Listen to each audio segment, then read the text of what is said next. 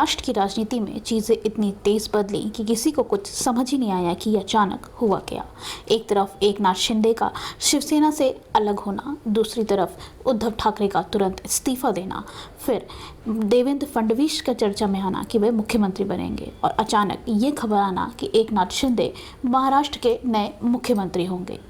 जहां तक कल दोपहर में ये खबर आ रही थी कि देवेंद्र फडणवीस का मुख्यमंत्री बनना तय है, वहीं अचानक ही फडणवीस ने खुद सामने आकर एकनाथ शिंदे के मुख्यमंत्री बनने की घोषणा कर डाली। अब इसके पीछे की वजह शिंदे के पास ज्यादा विधायक होना बताया जा रहा है, लेकिन असल वजह तो अमित शाह ही जाने। खैर, आइए बात करते हैं देवेंद्र फडणवीस के बारे में। उनका राजनीतिक सफर कहां और किस तरह से शुरू हुआ था।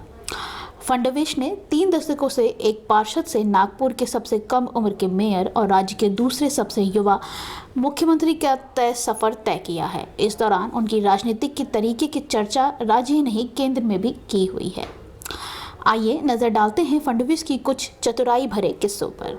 बात 12 अप्रैल 2013 की है, जब फडणवीस को महाराष्ट्र भाजपा का अध्यक्ष बनाया गया था। उस दौरान यह पद बल्लारपुर विधायक सुधीर मुंगटीबर संभाल रहे थे, जिनके दूसरे कार्यकाल का विरोध गोपीनाथ मुंडे कर रहे थे। खास बात यह है कि उस दौरान भाजपा के 2 गुट सक्रिय थे। एक की कमान मुंडे तो दूसरे की कमान मौजूदा केंद्रीय मंत्री नितिन गडकरी के हाथों में थी।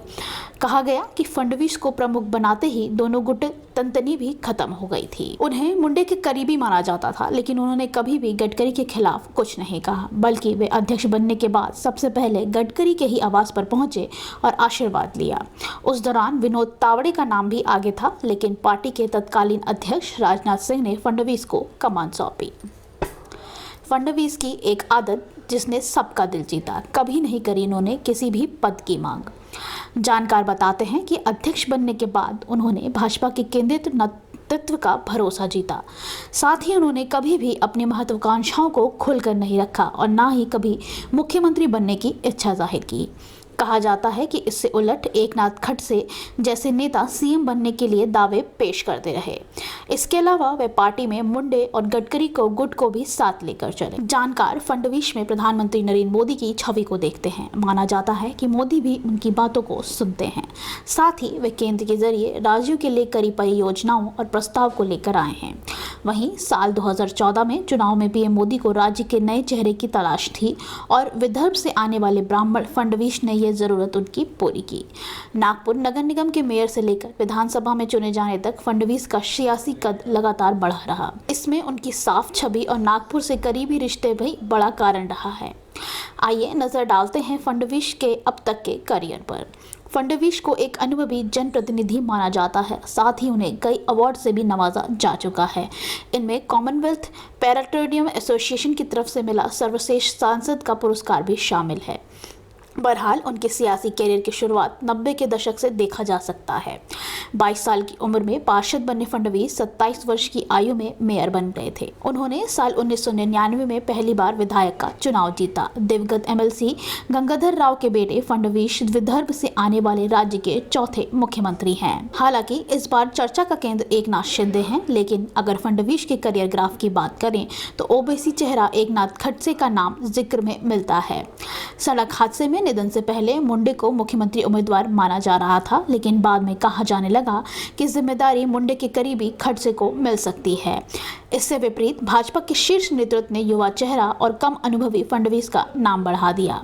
कहा गया कि मुंडे की गैर मौजूदगी में भाजपा किसी जुट का समर्थन नहीं करना चाहती है और एक सामान्य नाम की घोषणा कर दी।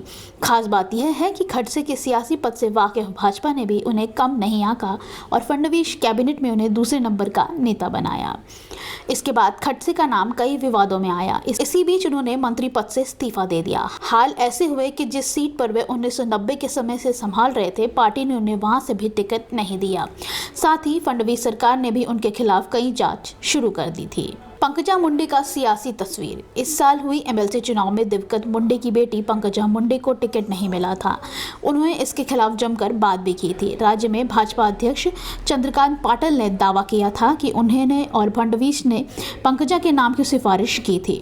मीडिया रिपोर्ट्स के सूत्रों के हवाले से बताया जा रहा था कि 2019 में हुई हार के बाद से ही पंकजा की गतिविधियां पार्टी में सवालों के घेरे में थी। पिता की गढ़ पार्ली से हार आरोप भाजपा पर ही लगाया गया था। इतना ही नहीं, उन्होंने बीते साल एक कार्यक्रम में भाजपा की प्रदेश इकाई को दरकिनार कर दिया था। उन्होंने कहा, मेरा नेता प्रधानमंत्री नरेंद्र मोदी, केंद्रीय गृह मंत्री अमित शाह और पार्टी अध्यक्ष जेपी नड्डा हैं। कहा जाता है कि 2019 में हार के बाद उन्होंने भाजपा का प्रदेश अध्यक्ष या परिषद में विपक्ष का नेता बनाने की उम्मीद थी। एक बातचीत में पार्टी के वरिष्ठ पदाधिकारी ने कहा था कि राजनीतिक महत्वाकांक्षाएं और उनके लिए काम करना समझ आता है, लेकिन अगर आपको लगता है कि आप कैडर आधारित संगठन में तानाशाही कर सकते हैं तो यह काम नहीं करेगा, खासतौर पर जब आपको मोदी और शाह समेत केंद्रीय नेतृत्व देख रहे हो।